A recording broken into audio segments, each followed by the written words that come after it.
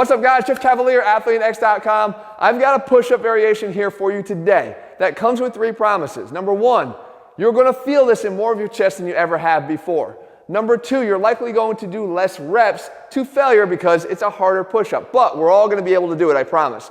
And number 3, you're going to get a better pump from one set of this than you are in any other push-up variation in a single set. Now, it's based off of the mechanics of pressing. Now we know that whether we're doing a bench press, we know that as the bar goes up, it doesn't go linear, it goes up and back, right? Up and then more towards our head.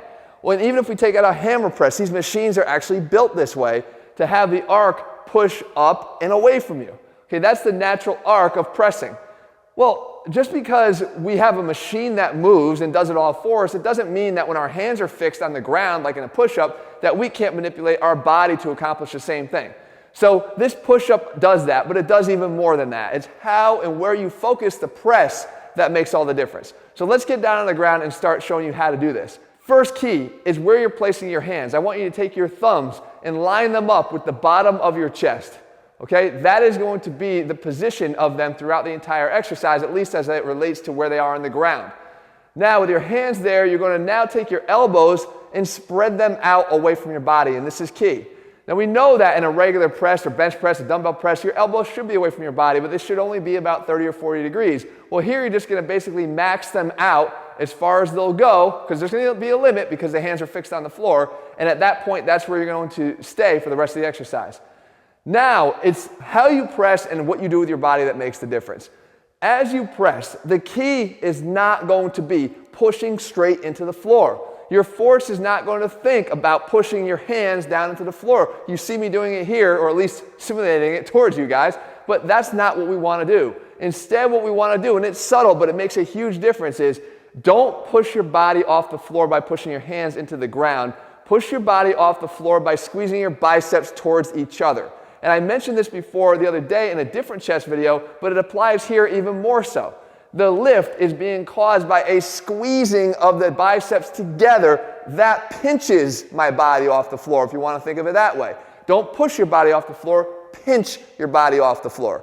Okay, now as we do that though, we want to see if we can replicate the arc of pressing. And we can do that by simply rocking our body.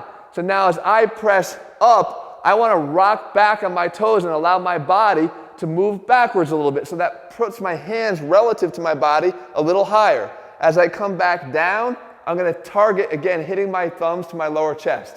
As I push away, I rock my toes and I allow my body to slide backwards. So it's rocking. Now, it's not a rocking and lifting my ass up off the ground as far as I can because I'm going to make the exercise easier. I'm trying to just translate my body and let it slide back as much as I can, realizing that, yes, my body is lifting at that point, so there's going to be an elevation. I just don't want my ass to lead the way. So as you can see here, guys, I am now really, really working my chest. I'm working my entire chest. And we get that upper chest activation too because we're getting into essentially an incline press at the end because of the relationship of our arms to our body. But the key, as I said, is the pinching motion to get the entire chest squeezing and activating and contracting and doing the work. We let our front delts and our triceps do way too much of the work far too often.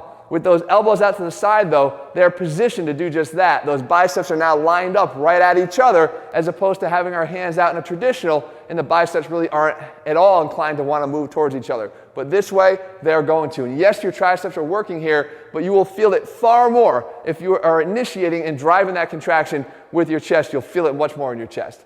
So guys, I say it all the time because I really, really mean it. It's not the exercise. There is no magic exercise. However, it's the magic of how you perform the exercise that makes the exercise as effective as it can be. There's a reason why a lot of people have built their bodies with just calisthenics and bodyweight exercises because it is possible, but they've learned how to elicit as much as they can out of every single contraction, out of every single rep, and they've made every single one productive. You can do the same thing, and now with this push-up, I promise you're going to get more out of it. Again, you might have to leave your ego aside because, yeah, you're used to doing 50 and 60 push-ups, not necessarily on this push-up. It doesn't matter. It's what you're driving into the muscle and how your muscle is being treated that matters the most here. And we're going to treat it not so nicely, but in a good way. We're going to get more out of it.